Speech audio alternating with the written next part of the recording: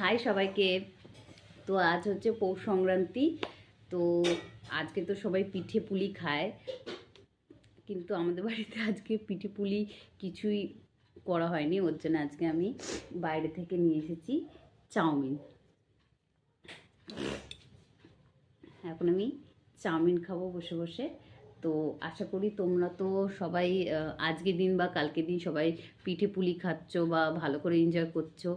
But এবার আমাদের বাড়িতে যেহেতু হয়নি, কি আর করব, তার জন্য আমি মনের কষ্টে আজকে আমি চাউমিন নিয়ে এসেছি।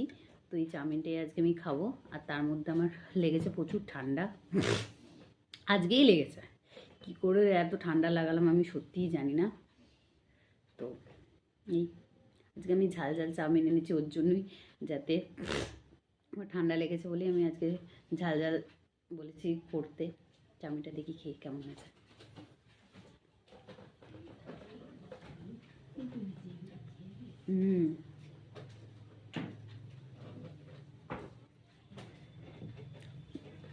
আমাদের এখানে দারুণ টেস্টি বানায়, দারুণ হয়েছে।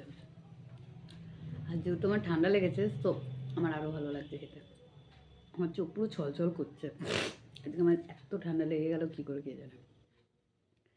যাই হোক, তোমরা আজকে পিঠে পুলি খাও, আর আজকে আমি রাতের ডিনারে এই চাউমিন খাই।